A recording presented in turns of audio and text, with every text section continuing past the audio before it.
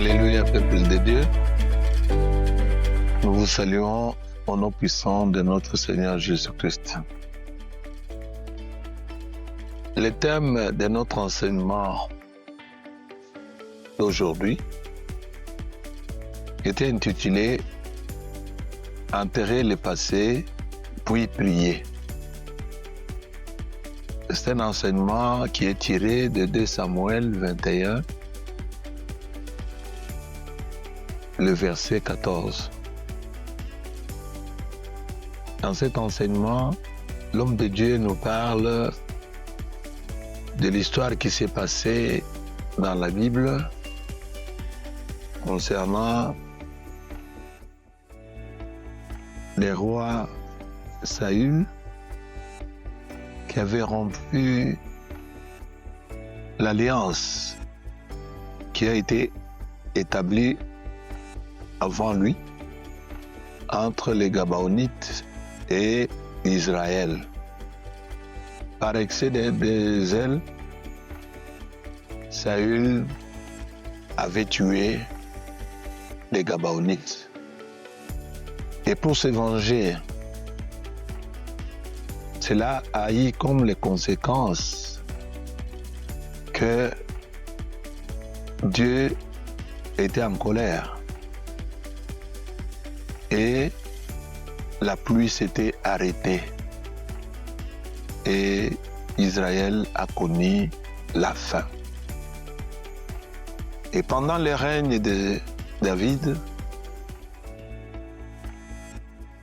David est allé consulter Dieu pour savoir qu'est-ce qui n'allait pas.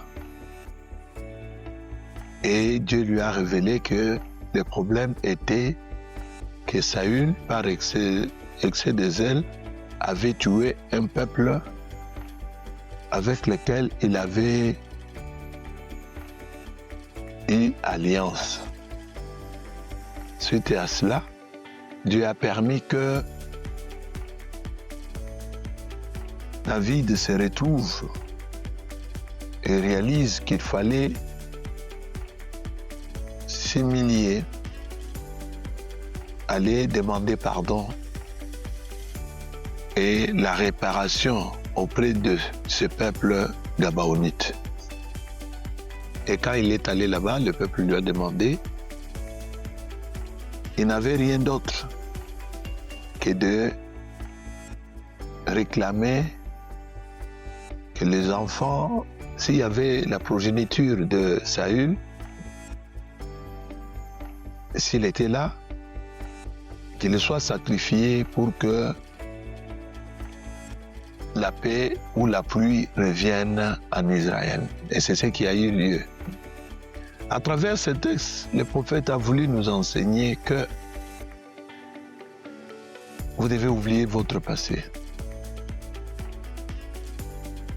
Ne vous souvenez pas des choses anciennes, mais prenez le courage de reconnaître cela et les confessez-les afin que la malédiction ne puisse pas poursuivre votre vie. Ainsi, le prophète a dit, c'est bien de prier, mais il faut savoir une chose, que la prière ne change pas le passé, mais la prière fait couper le passé. La prière confesse et se répand des péchés. La prière ouvre la porte au Saint-Esprit pour nous libérer. La prière enterre le passé sous la mer du pardon, sous la mer de l'amour, de la miséricorde et de la grâce de Dieu. Oui, vivons-nous réellement l'amour? Vivons-nous réellement le pardon? Et si nous disons que nous avons pardonné, est-ce que nous avons eu le courage d'aller vers celui que nous avons offensé et lui parler?